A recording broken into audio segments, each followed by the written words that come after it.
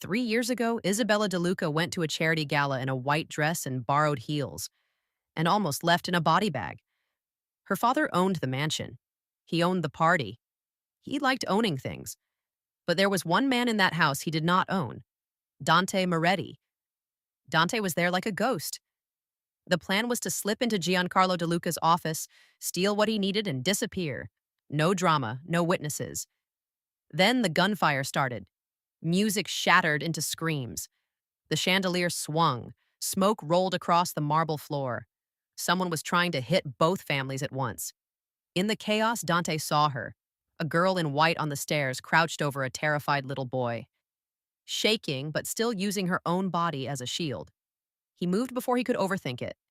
He grabbed her, dragged her and the boy toward a service exit, and, over the sound of bullets, told her, "If you stay here, you both die. If you die here, he wins." She didn't know who he was referring to her father.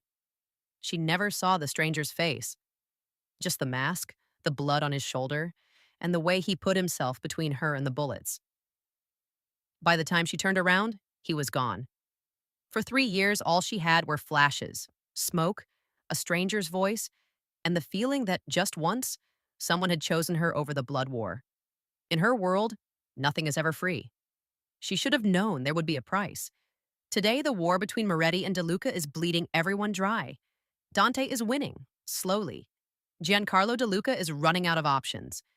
So Isabella's father does what he always does when he's desperate. He sells something that isn't his to sell. He calls her into his office. No small talk, no warmth. Just contracts on the desk.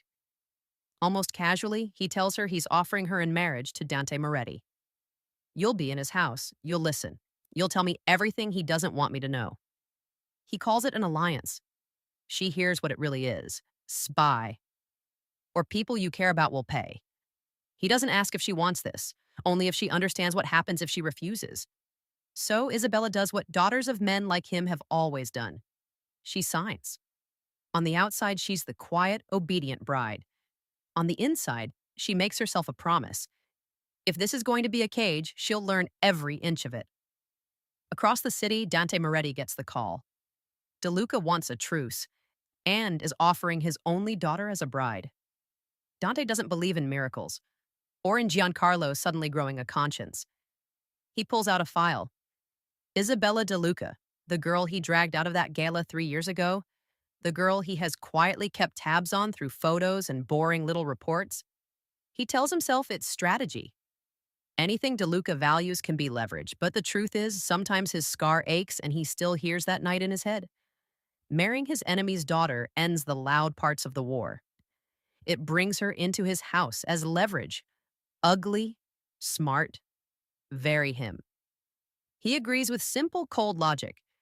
If her father is willing to sell her, she's already in a cage. The only thing he's changing is whose name is on the bars. The dress isn't white. Her father chooses charcoal silk. It doesn't show fear. The ceremony has no flowers, no big crowd. Just a tired priest, a few witnesses, and two families who'd rather shoot each other than share a table. When Isabella walks in, she sees him properly for the first time. Dante Moretti, tall, controlled. He doesn't look like a man who shouts to scare people. He looks like a man who doesn't need to. His eyes move over her slowly, not hungry, but like he's assessing a weapon someone handed him. He doesn't flirt, doesn't smile like a groom. He studies her like a problem he intends to solve. The vows are quick. His "I do" sounds like a deal closing. Hers sounds like a challenge. When the priest tells him he can kiss the bride, Dante doesn't grab her. He leans in and presses a brief kiss to her cheek, near the corner of her mouth. Polite, controlled, close enough to feel, but not enough to claim. "Mrs. Moretti," he murmurs. "Let's not pretend that means anything yet," she whispers back. For the first time, something in his eyes darkens with interest. The Moretti estate isn't gaudy like her father's house. Stone and glass, high walls, quiet cameras, security that looks casual, until you notice every gardener is wearing a gun. Dante gives her a beautiful bedroom with soft sheets and shelves of books she'd actually choose. It would almost feel generous. if she couldn't also feel the invisible collar tightening. At breakfast, he lays out the rules. No leaving the estate without him or someone he picks. No unsupervised contact with her father. No phones he hasn't approved. No going near the south wing. When she asks why, he only says, "Because I said so." A stalemate. For now. Isabella does what she's good at. She smiles, listens, but intends to test those limits. In the next couple of days, she pokes around her new home. Most obvious doors are sealed, so she decides to go to the forbidden south wing. Bingo! She finds a crack, a small study at the corner. She slips in and pulls out a phone to contact her father's people. She types, "Package delivered to new address, walls high, guards many, waiting for further instructions." She hits send. Error. Access restricted. From the doorway, Dante is watching. As she grows frustrated, he says quietly, "You're fast. Most people wait a week before poking the cage." He takes the phone, wipes the attempt like it's nothing, and tells her he'll read anything she tries to send before her father ever sees it. He isn't angry. He looks disappointed she went for something so obvious. That night, everything shifts. The house feels wrong. It's too quiet. Dante is shut in his office with his men, arguing over maps and security reports. Maria is winding down Isabella's bedroom when she sees the note, but she does not open it.